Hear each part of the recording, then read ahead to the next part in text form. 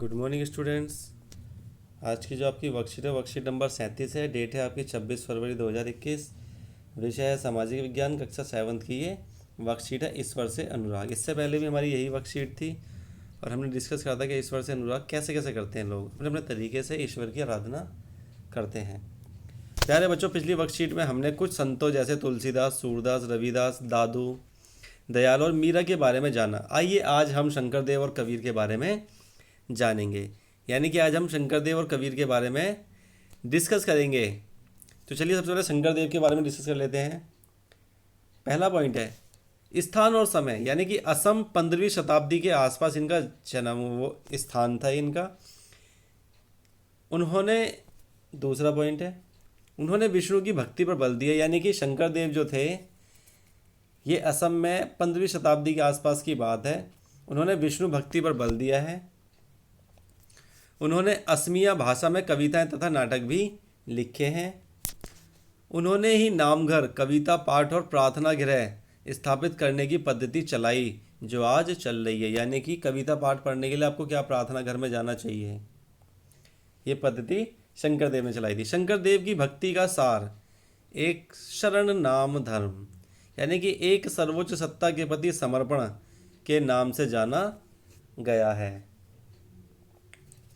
शंकरदेव की शिक्षाएं भगवत गीता तथा भगवत पुराण पर आधारित हैं। उन्होंने ज्ञान के प्रसार के लिए सत्र या मठों की स्थापना को प्रोत्साहित किया है, यानी कि इसके विकास में प्रोत्साहन दिया है। उनकी प्रमुख रचनाओं में कीर्तिधन घोष शामिल है। ये तो शंकरदेव की बात हो गई। ये शंकरदेव का आप चित्र देख सकते हैं लेफ्ट साइड पे। इसके बाद हम बात करेंगे किसकी, कबीर की। इनका स्थान क्या था, स्थान और समय बनारस, 15वीं 16वीं शताब्दी के आसपास की ये बात है। उनकी सखियों और पदों का विशाल संग्रह है जिससे उनके विचारों की जानकारी मिलती है। कबीर के कुछ भजन तथा साखियाँ गुरु ग्रंथ साहिब, पंचवाणी और बीजक में संग्रहित एवं सुरक्षित रखे हैं। उनके काव्य की भाषा बोलचाल की हिंदी थी जो आम आदमियों द्वारा आसानी से समझी जा सके। उन्होंने कभी कभी रहस्यमयी भाषा का भी प्रयोग किया जिसे समझना कठिन होता था।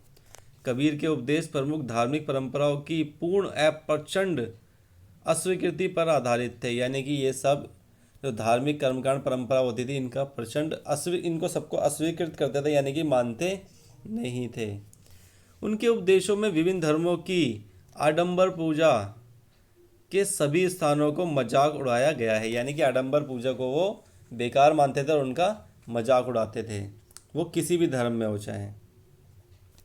कबीर निराकार परमेश्वर में विश्वास करते थे, यानी कि उनका मानना था कि ईश्वर जो है निराकार है।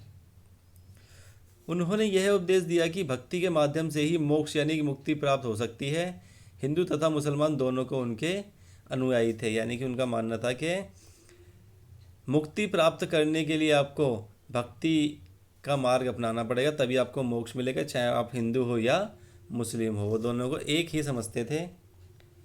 भक्ति संतों का एक महत्वपूर्ण योगदान संगीत के विकास में भी था। बंगाल के जयदेव ने संस्कृत में गीत गोविंद की रचना की है जिसमें हर गीत एक विशेष राग और ताल में रचित है। संगीत पर इन संतों का एक महत्वपूर्ण प्रभाव भजन कीर्तन आदि का प्रयोग था। इन गीतों ने जो मनोभावात्मक अनुभवों पर बल देते हैं जनमानस को ज़्यादा आकर्षित करता है। अब आपको एक गतिविधि दी है, कबीर के किसी एक दोहे को अपनी कक्षा के व्हाट्सएप ग्रुप में गाकर भेजें ऑडियो मैसेज को। पहला क्वेश्चन है शंकर देव ने कौन सी पद्धति चलाई थी। ये आप यहाँ देख सकते हैं कि शंकर देव ने कौन सी पद्धति चलाई थी, आपको यहाँ पे मिल जाएगा शंकर देव में। सेकंड क्वेश्चन, कबीर द्वारा अभिव्यक्त प्रमुख विचार क्या क्या थे। ये कबीर जी के विचार हैं, आप यहाँ से देख सकते हैं। गीत गोविंद की रचना किसने की थी, ये यहाँ पे लिखा है गीत गोविंद की रचना किसने की थी, ये रेड वाले पोर्शन में। तो आई होप आराम से आप ये क्वेश्चन सॉल्व कर सकते हैं। आगे का नेक्स्ट वर्कशीट में डिस्कस करेंगे।